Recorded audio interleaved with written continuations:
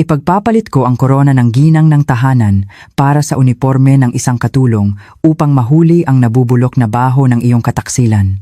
Papatatahimikin ko ang iyong mga magulang gamit ang ebidensya ng isang recording na hindi nila matatakasan. Pagkatapos, palalayasin kita mula sa aking palasyo hanggang sa umalis kang walang-wala kahit isang hibla ng sinulid sa katawan. Bago natin simulan ang kwento, mag-comment muna kayo kung taga saang lungsod o bansa kayo. Gusto kong malaman. Huwag kalimutang mag-like, subscribe, at i-activate ang bell para mas lumago pa ang channel na ito. Ang kristal na chandelier sa gitna ng sala ay marangyang kumikinang. Sinasalamin nito ang liwanag sa marmol na sahig na perpektong pinapakintab tuwing umaga. Ngunit para kay Clara, ang kislap nito ay tila tumutusok sa kanyang mga mata. Sa bahay na itinayo niya mula sa bawat patak ng pawis at sariling pagsisikap bilang isang manunulat, pakiramdam niya ay isa siyang tagapasok na hindi inaasahan. Ang katahimikan ng gabing iyon ay binabasag lamang ng tiktak ng orasan sa dingding na tila binibilang ang nalalabing katinuan ng kanyang isip. 11:30 ng gabi. Ang pangunahing pinto ay dahan-dahang bumukas na para kay Clara ay parang isang malakas na pagsabog. Pumasok si Miguel na bagsak ang mga balikat, ngunit ang kanyang mga mata ay hindi man lang hinanap si Clara, nagising pa rin at nakaupo sa sofa. Hinubad lang ng lalaki ang kanyang coat, isinampay ng walang ingat sa braso ng sofa at dumiretso sa kusina ng walang imik. Miguel, kararating mo lang. Tumayo si Clara, sinusubukang gawing pinakamalambing ang kanyang boses kahit na masikip ang kanyang dibdib. Huminto sandali si Miguel para lamang huminga ng malalim, puno ng pagod o marahil ay pagkasuya. Nakikita mo naman, di ba? Grabe ang trabaho sa opisina, Clara. Huwag mo nang simulan sa mga tanong na lalo lang magpapasakit ng ulo ko. Lumapit si Clara, akmang hahawakan ang braso ng asawa. Ngunit umiwas si Miguel sa isang pino ngunit matalas na kilos na parang isang sampal na hindi nakikita. Nag-aalala lang ako. Bihira ka nang maghapunan sa bahay nitong mga nakaraang araw. Nagluto ako ng paborito mong adobo. Kumain na ako sa labas kasama ang team. Saka, si Bea, ang assistant ko, ay nagpa-deliver na ng kape at merienda kaninang hapon. Busog ako. Patag, nasagot ni Miguel. Nagpatuloy siya sa paglakad patungo sa silid. Iniwan si Clara na tulala habang nakatingin sa kanyang likod. Muling nabanggit ang pangalan ni Bea, ang babaeng 6 na buwan pa lang nagtatrabaho bilang personal assistant ni Miguel. Tila dahan-dahan nitong inaagaw ang papel ni Clara sa pag-aasikaso ng mga pang-araw-araw na pangangailangan ni Miguel. Kinaumagahan, hindi bumuti ang sitwasyon. Ang hangin sa hapagkainan ay tila nagyelo. Naghanda si Clara ng almusal na parang isang robot, habang si Miguel ay abala sa kanyang cellphone. Sa gitna ng masakit na katahimikan, narinig ang matatag na yabag mula sa hagdanan. Si Senyora Victoria, ang ina ni Miguel na kasama nila sa bahay, ay lumitaw suot ang kanyang marangyang sutlang duster. Bilang biyenan, ang kanyang presensya ay laging nagsisilbing isang hukom na kailanman ay hindi pumanig kay Clara. Miguel, anak, ang putla mo. Masyado kang nagtatrabaho para buhayin ang ganito kalaking bahay, sabi ni Senyora Victoria habang umuupo sa pangunahing silya na may matalim na sulyap kay Clara. Tungkulin ng asawa na siguruhing hindi stress ang mister niya, hindi yung dinadagdagan pa ang bigat ng bahay sa pamamagitan ng nakasimangot na mukha. Pinili ni Clara na manahimik. Kinuha niya ang coat ni Miguel na naiwan sa sofa kagabi para isabit ito. Ngunit nang kapain ng kanyang mga daliri ang bulsa nito, may naramdaman siyang kakaiba. Isang maliit at makinis na papel. Sa kumakabog na dibdib, dahan-dahang inilabas ni Clara ang papel upang hindi makita ni Miguel o ni Senyora Victoria. Isa itong resibo ng reservation. Hotel Grand Lux, Executive Suite. Ang petsa ay nakasulat 2 araw na ang nakalipas, ang gabi kung saan sinabi ni Miguel na may biglaang meeting siya hanggang madaling araw. Sa ilalim ng pangalan ng nagpareserba, malinaw na nakasulat, Miguel Reyes, guest. Tila huminto ang pag-ikot ng mundo. Biglang naubos ang hangin sa paligid ni Clara. Nanginginig ang kamay niyang tinitigan ang maliit na papel. Ang lumang sugat na matagal na niyang itinatago sa ilalim ng maskara ng isang masunuring asawa ay muling bumuka Ang pakiramdam ng pagiging dayuhan sa sariling bahay sa loob ng maraming buwan ay sa wakas ay natagpuan ang pinakatotoong dahilan. Ano yan, Clara? Bakit ka nakatulala diyan? Ang matinis na boses ni Senyora Victoria ang pumutol sa kanyang pag-iisip. Humarap si Clara, hawak ang resibo na nanginginig pa rin. Miguel, ano to? Ipinakita niya ang papel sa kanyang asawa na humihigop ng kape. Sumulyap si Miguel. At ang kanyang mukha ay panandaliang nanigas bago bumalik sa malamig na ekspresyon. Para yan sa kliyente, Clara. Si Bea ang nag-asikaso niyan. Huwag kang maging amateur na tiktik sa sarili mong pamamahay. Nakakahiya. Kliyente? Pero nakasulat dito ang pangalan mo at guest. Nagsimulang manginig ang boses ni Clara dahil sa emosyong bumabara sa kanyang lalamunan. Sabi mo noong gabing yon ay may meeting kahi sa opisina hanggang umaga, Miguel. Bakit may resibo ng hotel? Bago pa makasagot si Miguel, tumayo na si Senyora Victoria at galit na lumapit kay Clara. Hinablot ng matandang babae ang resibo mula sa kamay ni Clara, binasa ito sandali, at ginusot ito hanggang maging isang maliit na bola ng papel. Dahil lang sa isang kapirasong papel na ganito, sisirain mo ang almusal ng asawa mo? Sigaw ni Senyora Victoria, nanlalaki ang mga mata sa galit. Clara, makinig ka. Si Miguel ay isang matagumpay na lalaki. Mataas ang posisyon niya sa kumpanya. Normal lang na kailangan niyang asikasuhin ang mga kliyente sa disenteng lugar. Dapat nga ay magpasalamat ka at nakatira ka sa palasyong ito, kumakain ng masarap, nang hindi kailangang magbanat ng buto sa labas tulad ng ibang babae. Pero, tita, hindi po ito makatwiran. Ang hindi makatwiran ay ang ugali mong palala ng palala ang pagiging possessive. Putol ni Senyora Victoria, ang hintuturo ay halos tumama sa mukha ni Clara. Masyado mo siyang sinasakal, Miguel. Alam mo ba kung bakit mas gustong nasa labas ng bahay ang isang lalaki? Dahil sa bahay, ang asawa niya ay laging nakasimangot at mapaghinala. Huwag mong hayaang ang masamang ugali mo ang maging dahilan para totoong maghanap ng kapanatagan si Miguel sa iba. Natigilan si Clara. Ang kanyang isip ay nagre-rebelde. Siya ang nagbabayad ng hulog sa bahay na ito. Siya ang tumitiyak na lahat ng pangangailangan ng kanyang biyenan ay natutugunan gamit ang royalties mula sa kanyang mga libro. Ngunit sa mata nila, isa lamang siyang istorbo na walang halaga. Nanatiling tahimik si Miguel, hinahayaan ang kanyang ina na bombahin si Clara ng masasakit na salita. Ang pananahimik ng kanyang asawa ang pinakamasakit na kumpirmasyon sa lahat ng kanyang hinala. Tumayo si Miguel, inayos ang kanyang kurbata nang hindi man lang sumulyap kay Clara na nagsisimula ng magluha. Aalis na ako. Huwag niyo na akong hintayin sa hapunan. Marami pa akong trabaho. Pagkaalis ni Miguel at pagkapasok ni Senyora Victoria sa kanyang silid na may mapanuyang bulong, napaupo si Clara sa sahig ng kusina. Pinagmasdan niya ang gusot na papel na itinapon ng kanyang biyenan sa isang sulok. Ang sugat sa kanyang puso ay hindi na isang gasgas lamang, kundi isang malaking butas na humihigop sa lahat ng natitirang tiwala. Naintindihan ni Clara ang isang bagay. Hindi niya malalaman ang katotohanan kung mananatili siyang isang masunuring asawa sa loob ng bahay na ito. Lahat sa palasyong ito ay nagsabuatan upang bulagin siya. Kung gusto niyang makita kung ano talaga ang nangyayari sa loob ng silid ng hotel na iyon, kailangan niyang bitawan ang kanyang pagkatao. Kailangan niyang makapasok sa lugar kung saan itinatago ang sikreto. Kinuha ni Clara ang kanyang cellphone, mabilis na hinanap ng kanyang daliri ang isang numero na matagal na niyang hindi tinatawagan. Sofia ang pangalan, ang kanyang matalik na kaibigan na supervisor sa Hotel Grand Lux. Hello Sofia, gusto kong magtanong, kailangan pa ba ng hotel niyo ng dagdag na tauhan para sa housekeeping? Bulong ni Clara, ang kanyang boses ay tila banyaga sa sarili niyang pandinig, ngunit puno ng bagong determinasyon. Kailangan ko ang trabahong iyon. Agad-agad. Habang tinitingnan ang kanyang refleksyon sa makintab na pinto ng oven, pinunasan ni Clara ang kanyang mga luha.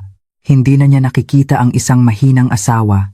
Nakikita niya ang isang babae na nagbabalangkas ng kanyang pinakamalaking plano, isang plano na hindi isusulat sa papel, kundi isa sa buhay na nakataya ang sariling dangal. Nagtungo si Clara sa silid. Sinimulang iimpake ang isang maliit na bag na itinago niya sa likod ng aparador. Samantala, Sa ibaba, ang tunog ng tawa ni Senyora Victoria na nanonood ng telebisyon ay malaking kabalintunaan sa katahimikang nagsisimulang sumunog sa kaluluwa ni Clara. Ang maliit na bag na naglalaman ng pamalit na damit at sapatos na flat na inihanda niya matapos tawagan si Sofia ay nakatago sa ilalim ng mga sutlang bestida na bihira niyang isuot. Tinitigan ni Clara ang kanyang refleksyon sa salamin ng banyo, sinusubukang hanapin ang anumang natitirang tapang sa likod ng kanyang mga namamagang mata. Ang desisyon niyang tawagan si Sofia ay isang nakakatakot na pagtalon sa kawalan. Ngunit, ang pakiramdam ng pagiging dayuhan sa bawat sulok ng bahay na ito ay mas nakakatakot. Ang palasyong ito na itinayo mula sa royalties ng kanyang mga libro at maraming taon ng pagsisikap ay tila isang salaming maze na handang mabasag anumang oras. Nang gabing iyon, kalalampas lang ng 11:00 nang mag-vibrate ang cellphone ni Clara sa bedside table. Isang hindi kilalang numero, ngunit may matalas na kutob si Clara.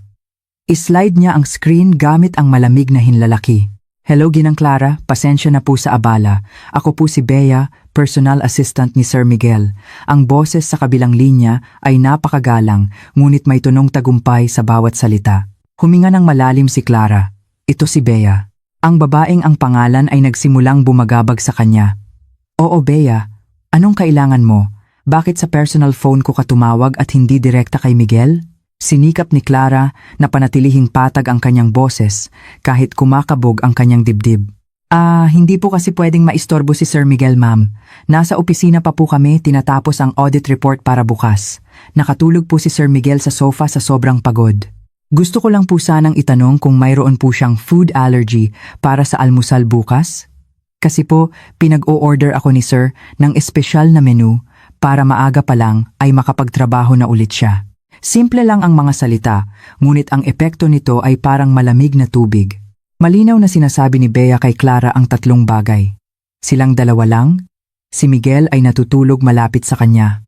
At siya, ang assistant, ang mag-aasikaso sa unang pangangailangan ng kanyang asawa sa umaga. Ang papel na dapat ay para kay Clara. May asawa siya, Bea. Hindi mo kailangang mag-alala sa almusal niya. Matalas na sagot ni Clara. Siyempre po, ma'am. Sumusunod lang po ako sa utos. Sabi po ni Sir Miguel, ayaw na niyang abalahin kayo dahil abala raw po kayo sa sarili ninyong mundo ng imahinasyon. Ibababa ko na po, ma'am. Kawawa naman si Sir kung maistorbo siya. Click. Naputo lang tawag. Nanggigil si Clara sa kanyang cellphone hanggang sa mamuti ang kanyang mga daliri.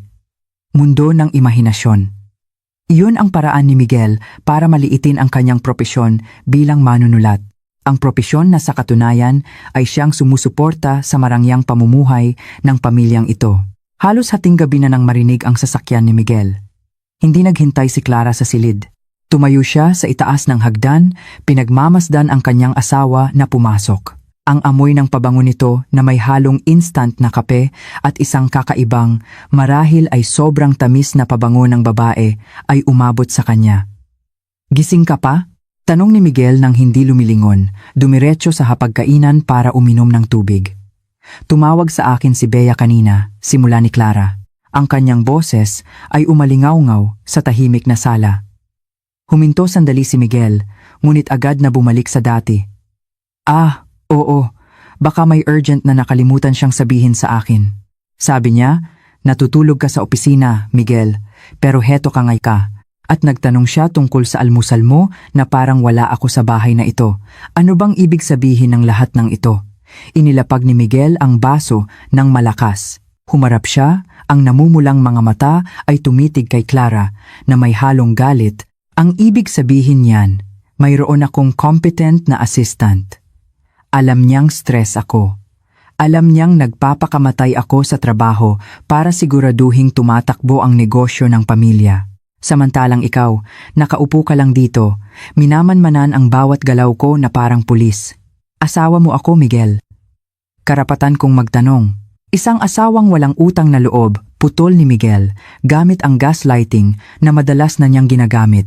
Alam mo ba kung gaano kabigat ang pressure mula kay Papa? Walang pakialam si Don Ricardo sa mga dahilan. Resulta lang ang gusto niya. At ako ang lumalaban doon, habang ikaw ay puro hinala. Akala mo ba yung resibo ng hotel kahapon, para saan yun?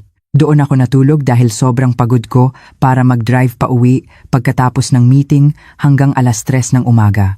Pero kung ano-ano ang iniisip mo, kung ganoon, bakit may pangalang guest doon, Miguel? At bakit parang alam ni Bea ang bawat galaw mo nang higit pa sa akin? Lumapit si Miguel. Dahil nagtatrabaho si Bea. Clara, nandyan siya kapag kailangan ko ng tulong, samantalang ikaw, abala ka sa sarili mong mundo. Baka naman ang mga hinala mo ay refleksyon lang ng sarili mong pagkukulang dahil hindi mo kayang maging isang asawang sumusuporta sa karera ng mister niya. Ang lohika ni Clara ay binaluktot hanggang sa sandali niyang naramdaman na siya ang may kasalanan. Miguel, ang bahay na ito, ako ang huwag na nating pag-usapan kung sino ang may-ari ng bahay na ito. Sigaw ni Miguel, na tila alam na ipapaalala ni Clara ang kanyang kontribusyon. Ang dangal ko ay hindi mo pwedeng yurakan. Gamit ang pera. Kung hindi ka marunong magtiwala sa sarili mong asawa, baka ikaw ang may problema sa pag-iisip. Matulog ka na. Nagiging katawa-tawa ka na. Pumasok si Miguel sa guest room at nilock ito mula sa loob. Iniwan si Clara na nanginginig sa gitna ng marangyang sala.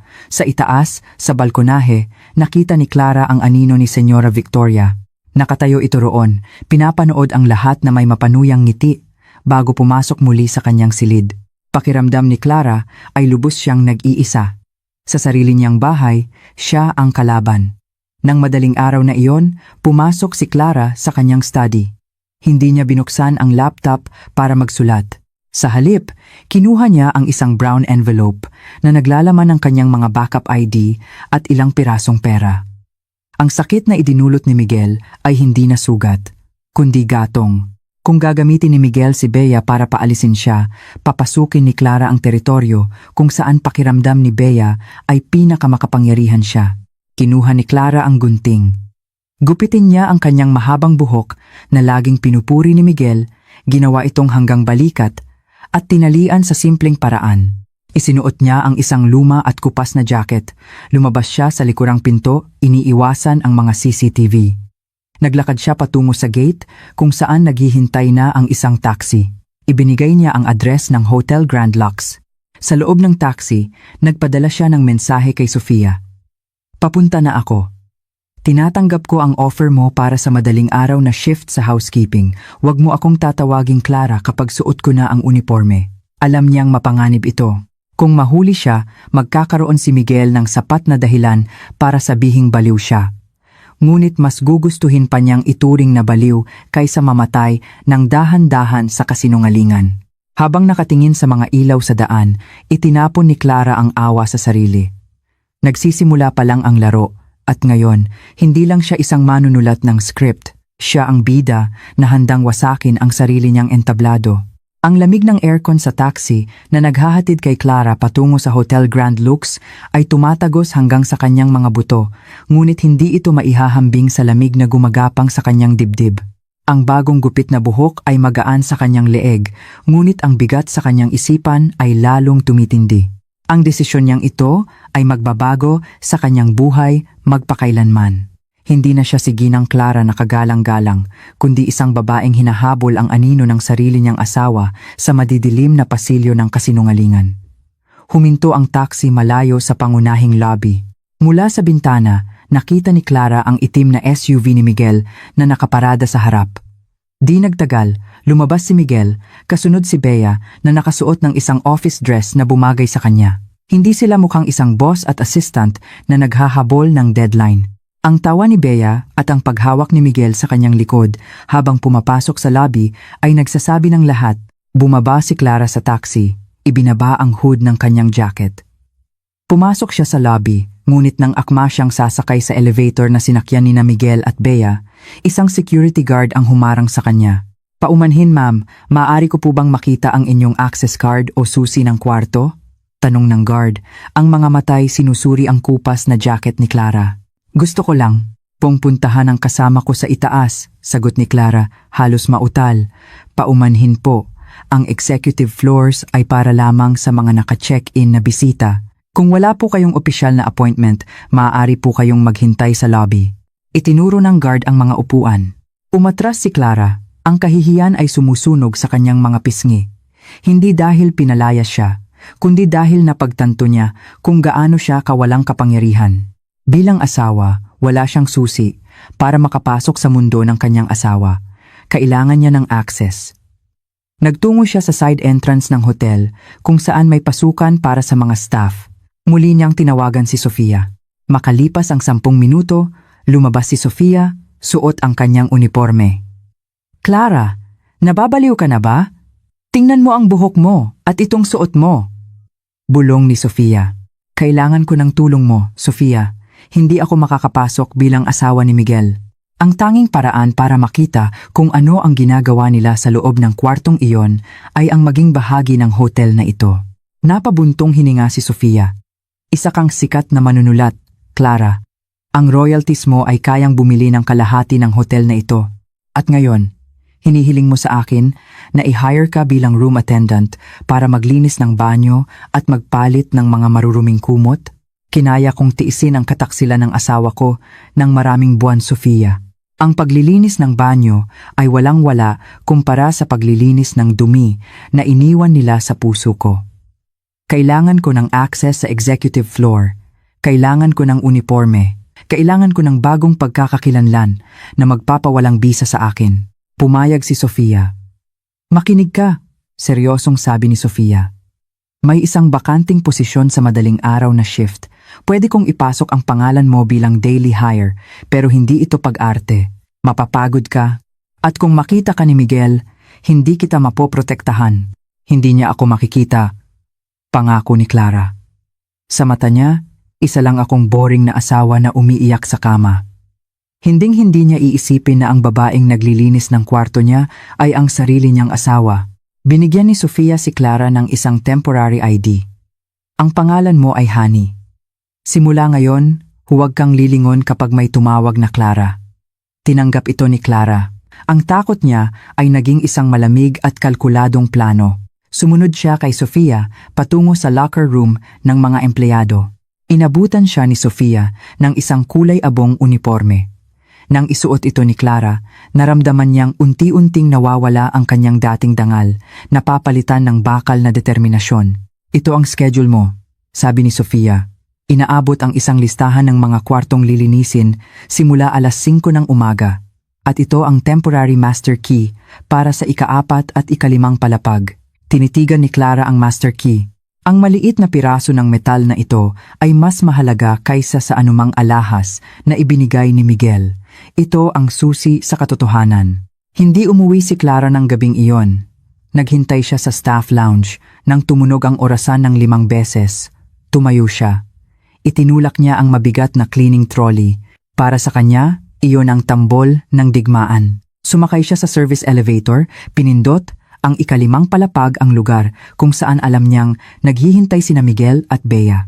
Nang bumukas ang pinto ng elevator, nasilaw siya sa marangyang ilaw ng pasilyo. Huminga siya ng malalim, sinigurong nakalagay ng maayos ang kanyang maskara at sinimulang itulak ang kanyang trolley. Huminto siya sa tapat ng kwarto, 502. Gamit ang matatag na kamay, ipinasok niya ang master key. Ang amoy ng panlinis ng sahig at chlorine mula sa banyong kalilinis lang ay halos magpasuka kay Clara. Ang kanyang mga kamay, na sanay humawak ng panulat, ay nababalot na ngayon ng magaspang na rubber gloves.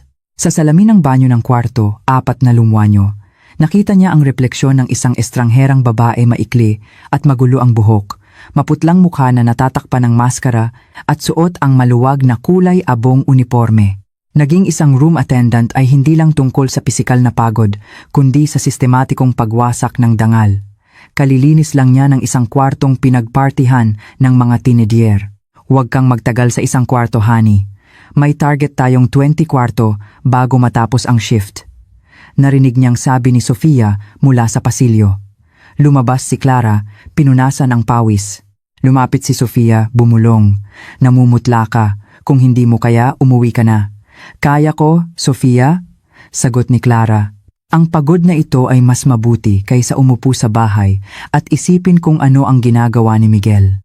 Ngunit, ang katahimikan ay nabasag nang mag-vibrate ang kanyang cellphone. Tumatawag si Don Ricardo, ang kanyang biyenan. Nagpaalam siya kay Sofia at pumasok sa fire exit. "Hello, Papa. Clara, nasaan ka?"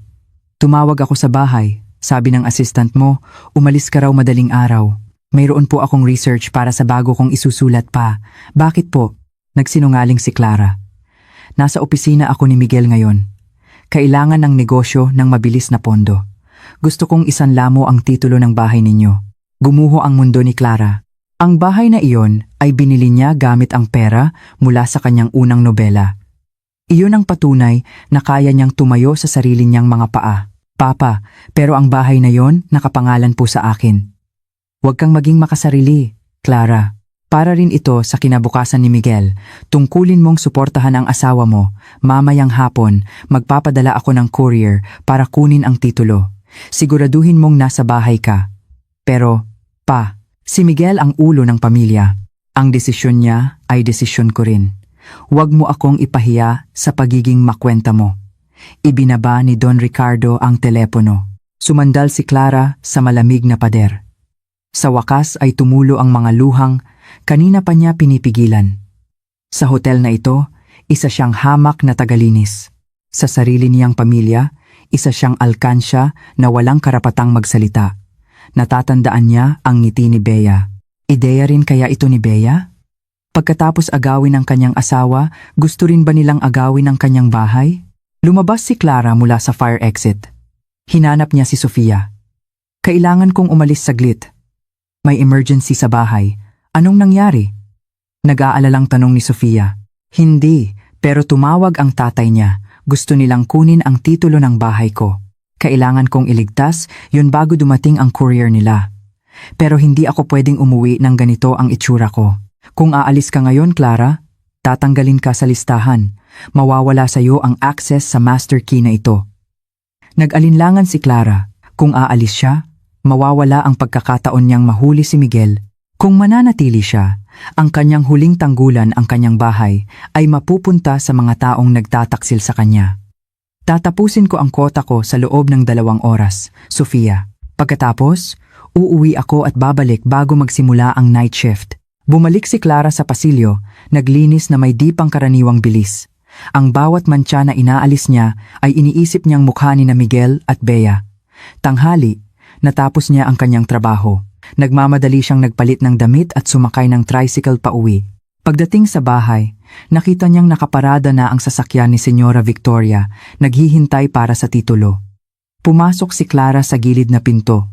Agad siyang nagtungo sa kanyang study, binuksan ang nakatagong safe at kinuha ang orihinal na titulo ng bahay.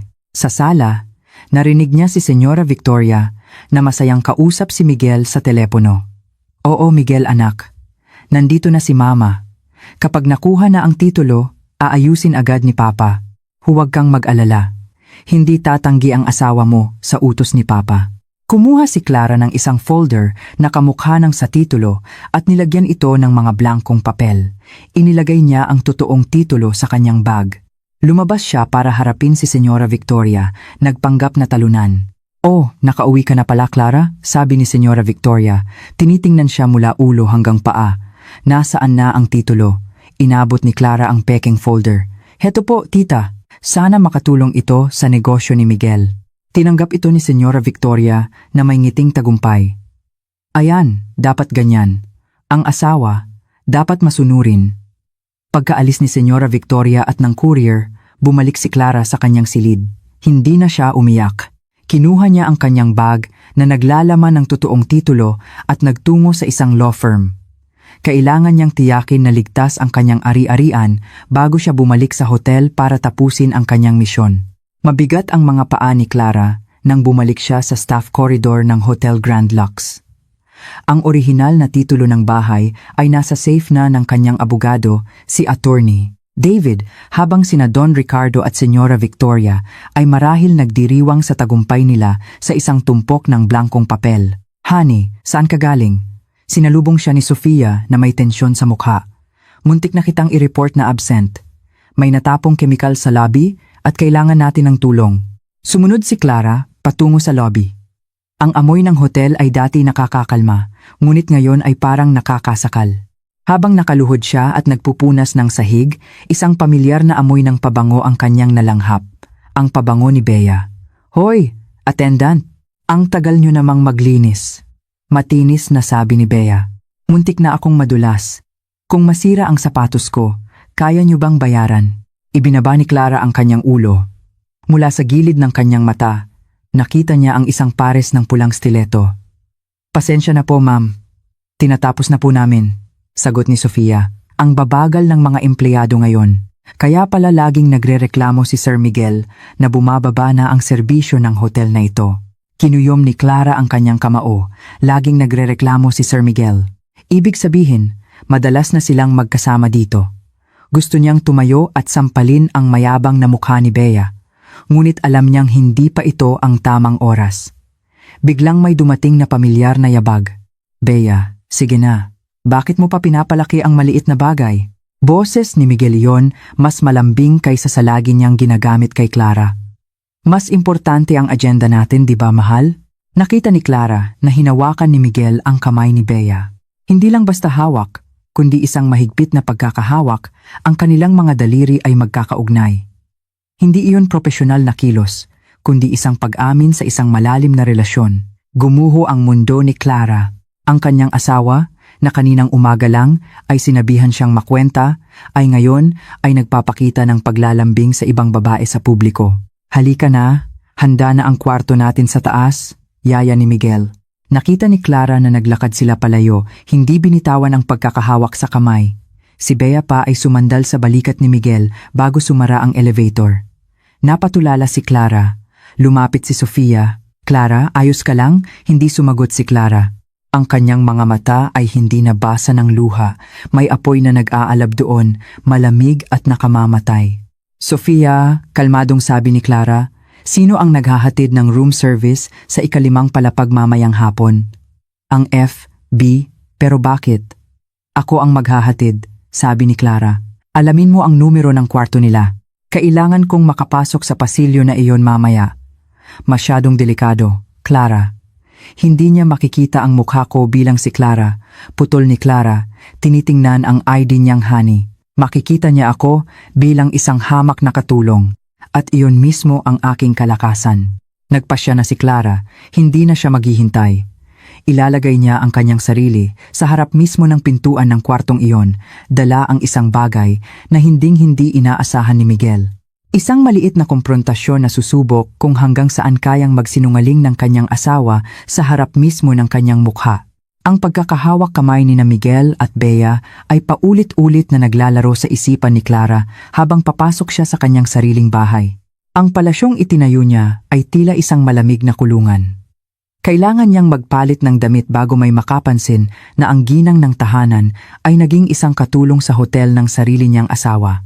Ngunit, bago pa niya mahawakan ang pinto, narinig niya ang matinis na tawa ni Senyora Victoria mula sa sala. "Kararating mo lang, Clara," sabi ni Senyora Victoria, sinusuri ang magulo niyang itsura. "Tingnan mo ang sarili mo. Gupit na basta-basta. Damit na luma. Asawa ka ng isang direktor, hindi labandera. Kaya pala parang sementeryo ang bahay na ito." "Galing po ako sa field research para sa bago kong isusulat, tita." "Research? Palaging iyan ang dahilan mo. Habang abala ka sa research, ang asawa mo ay mag-isang lumalaban. Alam mo, masyadong tahimik ang bahay na ito. Walang boses ng bata. Kung magsimulang maging dayuhan si Miguel dito, kasalanan mo yan. Ang kailangan ng lalaki ay isang tagapaglingkod sa kama, hindi isang babaeng abala sa kanyang mga pantasya." Ang mga salitang iyon ay tumusok sa puso ni Clara, tagapaglingkod sa kama. Gusto niyang isigaw na naging totoong tagapaglingkod siya sa isang hotel para lang makita ang kabulukan ng anak nito. Ngunit kinuyom niya lang ang kanyang kamao. "Lagi kong sinusubukang ibigay ang pinakamabuti para kay Miguel, tita. Ang pinakamabuti para sa'yo, hindi para kay Miguel," sagot ni Senyora Victoria. Sinabi na ni Papa ang tungkol sa titulo. "Mabuti at natuto kang sumunod. Iyan lang ang tanging kapaki-pakinabang na naibigay mo ngayong taon. Tandaan mo, Clara, kung wala ang pangalan ng aming pamilya, wala kang kwenta." Pagkatapos ng masasakit na salita, umakyat si Senyora Victoria. iniwan si Clara na nanigas. Ang pakiramdam ng pagiging dayuhan ay naging purong puot. Sa bahay na ito, niyurakan ang kanyang dangal. Sa labas, tinaksil ang kanyang pag-ibig. Wala nang ligtas na lugar para kay Clara maliban sa kanyang plano ng paghihiganti. Pagkalipas ng 2 oras, nasa locker room na ulit si Clara. Hinihintay siya ni Sofia. Nakuha ko na ang hinihiling mo. Bulong ni Sofia, inaabot ang isang folder. Ito ang schedule ng regular na reservation ni Bea, pero binayaran gamit ang corporate credit card ni Miguel. May pattern sila, Clara. Binuksan ni Clara ang folder. Kwarto 502. Tuwing Martes at Huwebes ng hapon. Minsan sa katapusan ng linggo, dahilan ay business trip. Huwebes ng hapon. Ibig sabihin bukas, hindi lang ito hinala. Ito ay isang mapa ng planadong kataksilan. Ginagamit ni Miguel ang pera ng kumpanya na bahagi ay galing sa yaman ni Clara para tustusan ang kanyang kaligayahan kasama si Bea. Clara, mag-iingat ka, sabi ni Sofia. Bukas, may bigla ang inspeksyon. Hindi kita mapoprotektahan kung mahuli ka sa harap ng kwarto 502. Huwag kang mag-alala, Sofia. Hindi lang ako tatayo sa harap ng pinto. Makakapasok ako bago pa sila dumating. Anong ibig mong sabihin? Pwede kang kasuhan ng trespassing. Hindi sila ordinaryong bisita sa akin, Sofia. Sila ang mga magnanakaw na nagnakaw ng kaligayahan ko. At may karapatan ang may-ari ng bahay na alamin kung ano ang ginagawa ng mga magnanakaw sa loob ng kanyang pag-aari. Bumalik si Clara sa kanyang trolley. Sa bulsa ng kanyang apron, mayroon na siyang maliit na voice recorder. Nang malapit nang matapos ang kanyang shift, pumuslit si Clara sa linen storage sa ika-5 palapag. Alam niyang ang staff na naka-duty doon bukas ay laging huli. Kumuha siya ng isang bote ng floor polisher at maingat na nagbuhos ng kaunti sa sensor ng pinto para hindi ito ganap na mag-lock. Ito ang kanyang tanging paraan para makapasok bukas nang hindi gumagamit ng access card na may digital trail. Umalis si Clara sa hotel nang magbubukang liwayway. Ang kanyang isip ay nasa loob na ng kwarto 502. Bukas, hindi na siya magiging katulong na naglilinis ng kanilang dumi. Siya ay magiging isang tahimik na saksi na wawasak sa buong mundo ni Miguel Reyes. Ang marangyang sasakyan ni Miguel ay pumasok sa gate. Mula sa bintana, pinanood ni Clara ang kanyang asawa na bumaba na may gaan sa paglakad. Isang masakit na kabalintunaan sa bigat na pasan-pasan ni Clara. Pumasok si Miguel sa master bedroom, kinuha ang isang malaking maleta at nagsimulang maghagis ng mga damit. Clara, paki-prepare ang mga coat ko at ilang kurbata, utos niya nang hindi lumilingon. May biglaan akong business trip sa Cebu ng 3 araw. Cebu. Ang kasinungalingan ay dumaloy ng napakakinis mula sa bibig ng kanyang asawa. Ngunit alam ni Clara na ang Cebu na tinutukoy ni Miguel ay 13 minuto lang ang layo sa executive suite ng Hotel Grand Lux kung saan siya mismo ay nagtatrabaho bilang isang katulong. 3 araw? Di ba sabi mo noong nakaraang linggo, tapos na ang lahat ng out-of-town trips mo para sa buwang ito? Tanong ni Clara. Mabilis ang takbo ng negosyo, Clara. Huwag kang maging makitid ang isip.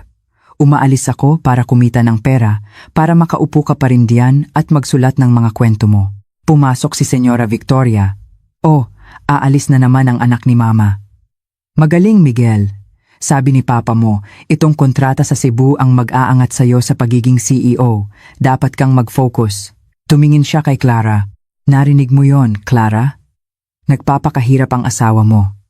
Huwag mo siyang bigyan ng sakit ng ulo. Tumango lang si Clara. Pagkaalis ni Miguel, kinuha agad ni Clara ang kanyang bag at nagtungo sa Hotel Grand Lux. Sa locker room, hinihintay siya ni Sofia na maputla. Naka-check-in na sila, Clara. 10 minuto na ang nakalipas. Dumiretso sila sa VIP parking. Nagpalit si Clara. Ang kanyang kulay abong uniforme ay tila isang baluti, kwarto 502. Oh, sabi ni Sofia. At may kailangan kang marinig. Kanina, narinig kong kausap ni Bea sa telepono.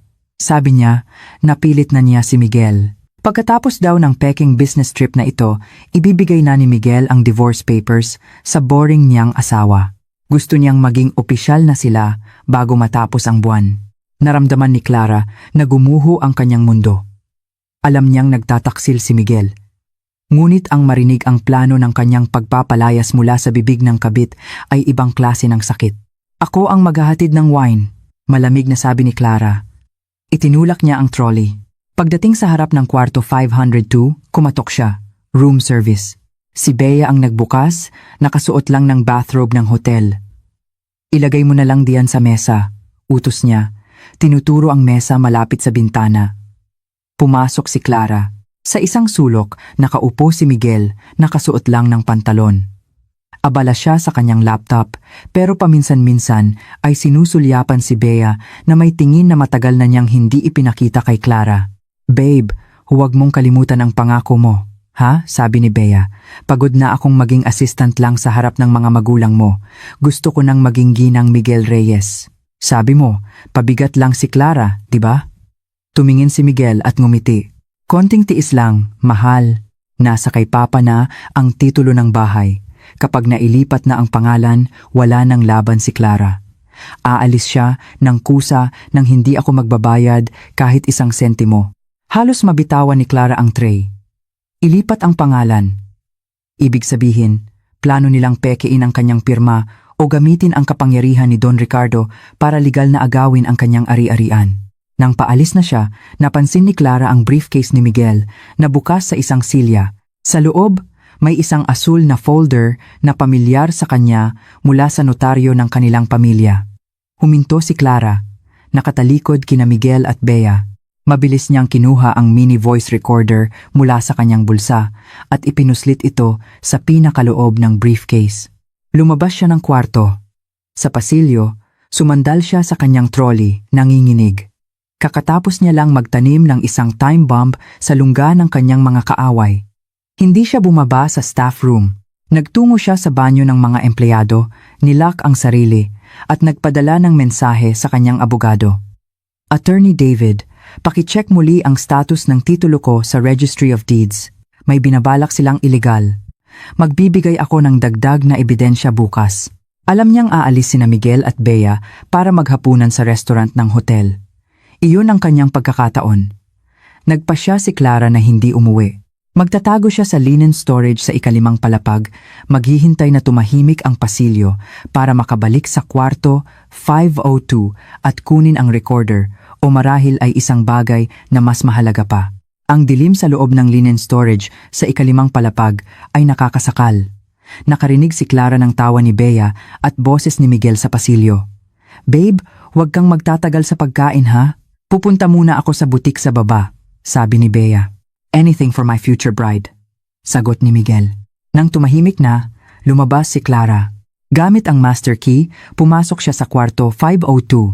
Ang amoy ng pabango ni Bea at alak ay sumalubong sa kanya. Ang kwarto ay magulo. Ang coat ni Miguel ay nakahandusay sa sahig. Pinulot ito ni Clara at nakita ang mancha ng pulang lipstick sa kwelyo.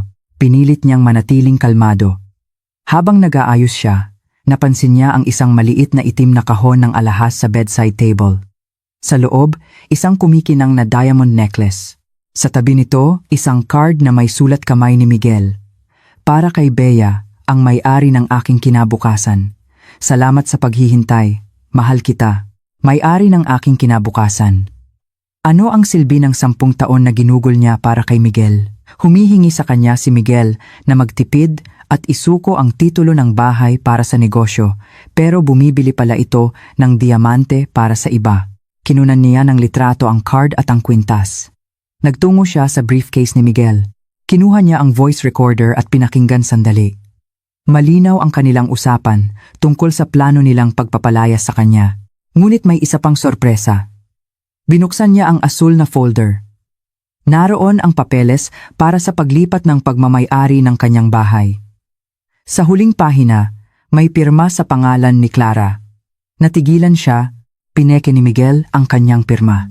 Sa ilalim nito, mayroon pang divorce form na sinagutan na ni Miguel, na ang dahilan ay hindi na raw tinutupad ni Clara ang kanyang mga tungkulin bilang asawa. Para siyang binalatan ng buhay. Naglinis siya ng banyo na para bang sinusubukan niyang burahin ang presensya ni Bea. Nang tapos na siyang mag-ayos ng kama, narinig niya ang mga yabag sa pasilyo. Bumalik sila. Masyadong maaga. Naiwan ko ang cellphone ko, babe. Sandali lang. Boses ni Bea iyon sa labas ng pinto, walang mapagtataguan. Kumuha si Clara ng panlinis at nagsimulang magpunas ng bintana, nakatalikod sa pinto. Pumasok si Bea. Hindi man lang niya pinansin ang katulong, kinuha niya ang kanyang cellphone at ngumiti nang makita ang kwintas. Tumingin siya sa refleksyon ni Clara sa salamin. Ang tagal mo namang maglinis. Siguraduhin mong banat na banat ang kumot. Ayoko nang may lukot, utos ni Bea bago lumabas. Nang sumara ang pinto, nabitawan ni Clara ang basahan. Nakaligtas siya. Tiningnan niya muli ang briefcase. Kinunan niya ng litrato ang bawat pahina ng peking dokumento. Napansin niya ang isang hikaw na perlas ni Bea na naiwan sa mesa. Kinuha niya ito hindi para itapon. Ipinuslit niya ito sa loob ng punda ng unan ni Miguel sa isang sulok kung saan hindi ito madaling mapapansin. Lumabas siya ng kwarto. Sinalubong siya ni Sofia sa pasilyo. Clara, ang tagal mo. Natakot ako. Tumingin si Clara kay Sofia. Wala nang pag-aalinlangan sa kanyang mga mata. Nakuha ko na ang lahat, Sofia. Higit pa sa inaasahan ko.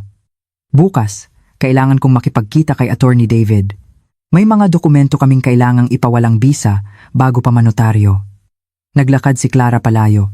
Sa kanyang bulsa, hawak niya ang voice recorder at ang hikaw. Nagtanim siya ng isang maliit na binhi ng pagdududa sa pagitan ni na Miguel at Bea bago niya sila tuluyang wasakin. Ang sahig sa opisina ni Attorney David ay mas kaaya-aya kaysa sa peking karangyaan ng bahay ni Clara. Ang mga salita ni Miguel na tinawag siyang isang pabigat na makina ng pera ay umuulit-ulit sa kanyang isipan. Higit pa ito sa simpleng pangangaliwa, Clara, sabi ni Attorney David matapos mapanood ang video. Ito ay isang sabwatan para sa panloloko at pamemeke ng dokumento. Wala na akong pakialam sa nararamdaman niya, Attorney David, sabi ni Clara. Ang mahalaga sa akin ngayon ay ang palasyo ko. Hindi ko hahayaang mapunta iyon sa pamilya Reyes. Kailangan natin ang orihinal na peking dokumento na iyon, Clara. Kung makukuha mo iyon, maaari natin siyang i-report para sa attempted fraud. Babalik ako sa bahay mamayang hapon, sabi ni Clara. 9:00 ng gabi, habang nasa opisina pa si Clara, tumawag si Manang Lita, ang kanilang kasambahay. Non, nasaan po kayo? Nanginginig na bulong ni Manang Lita. Huwag po muna kayong umuwi. May party po dito. Nandito po si Sir Miguel at si Ma'am Bea. Kasama din po sina Don Ricardo at Senyora Victoria. Sabi po ni Senyora, Lita, magluto ka ng pinakamasarap. Darating ang bago at totoong manugang namin. Gumuho ang mundo ni Clara. Nagdiriwang sila sa kanyang pagdurusa, sa kanyang sariling bahay. Manang, pakilagay ang telepono malapit sa kanila. Gusto kong marinig. Narinig ni Clara ang boses ni Senyora Victoria. Bea, itong bahay na ito ay magiging mas masigla kung ikaw na ang mamamahala. Salamat po, tita, sagot ni Bea. Sabi rin po ni Miguel, mas panatag siya kapag ako ang kasama niya. Sumingit si Don Ricardo. Bea, kailangan ng negosyo natin ng isang babaeng mabilis kumilos at maraming koneksyon, hindi isang manunulat na gumagastos lang para sa walang kwentang idealismo. Miguel, naayos ko na ang mga papeles. Kapag nanotaryo na bukas, opisyal nang sayo ang bahay na ito. Salamat pa, sagot ni Miguel. Pagod na akong magpanggap sa harap ni Clara. Pinatay ni Clara ang tawag. Para siyang isang multo na nanonood sa kanyang sariling ninakaw na buhay. Nasa bahay sila ngayon, Attorney David, sabi ni Clara. Nagdiriwang sila sa aking pagkamatay. Tumayo si Clara, may bagong kislap sa kanyang mga mata, isang nakamamatay na lamig. Hindi na siya maghihintay. Nagpatawag siya ng taxi papunta sa kanyang bahay, huminto ilang metro ang layo.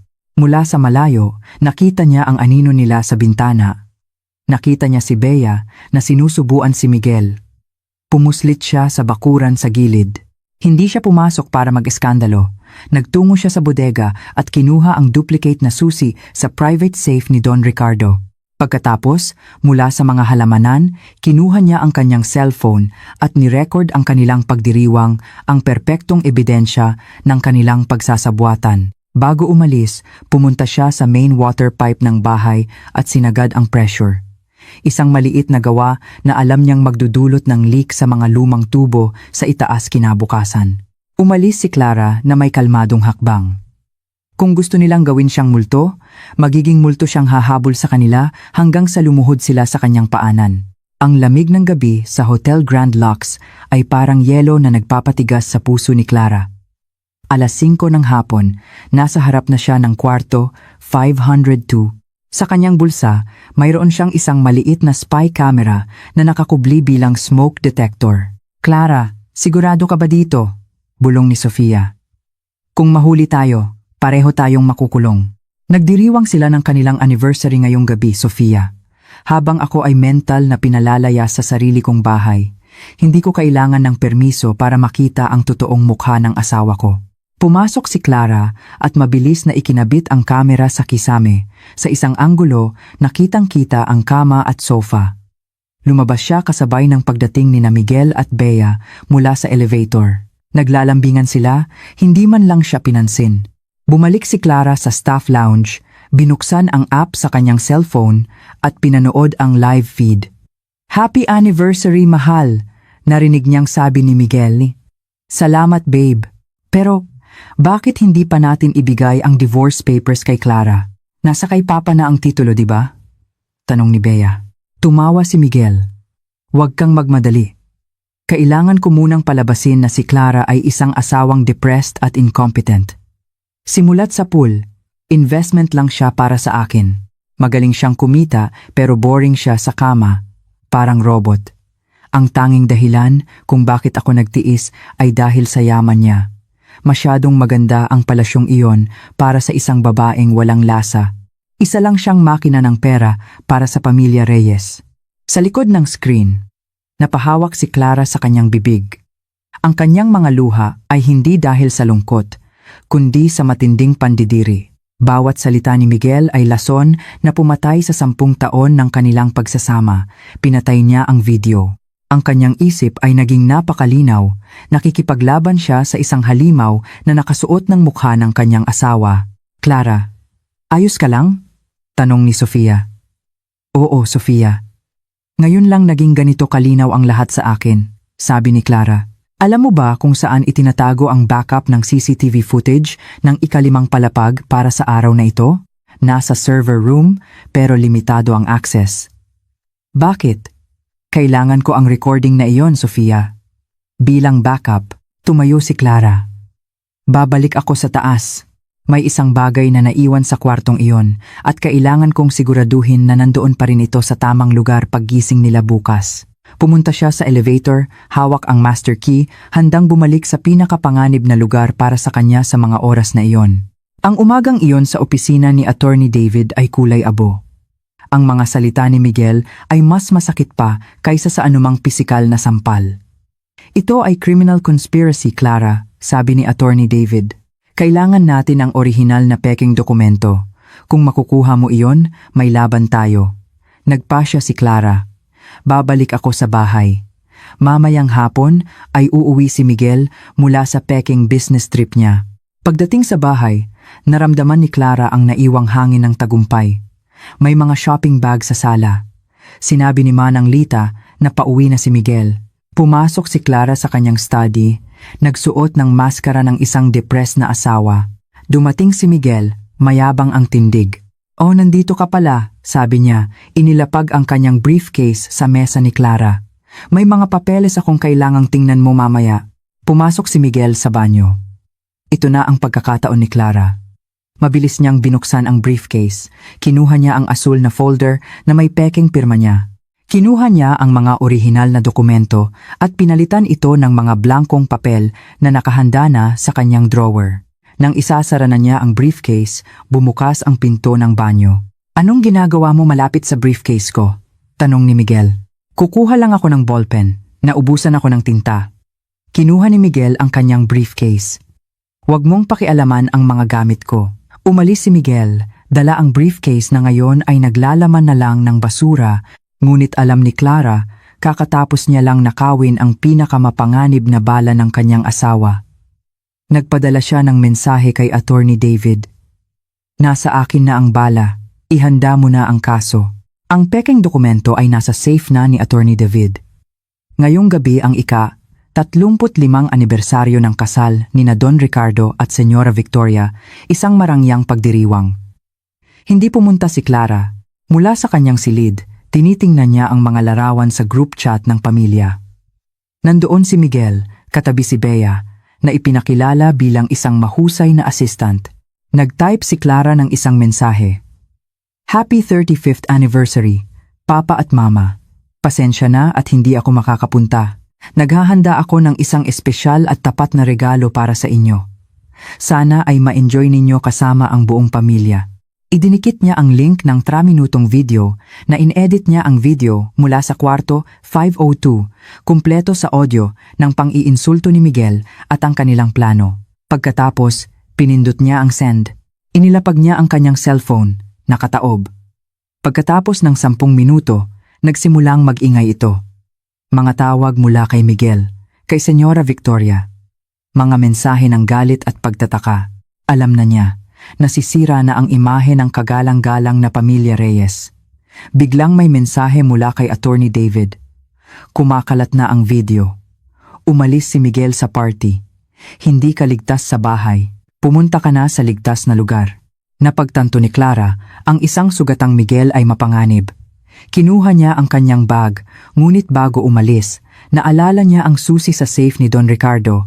Bakit desperado silang makuha ang bahay niya? Pumasok siya sa pribadong silid ni Don Ricardo, binuksan ang safe.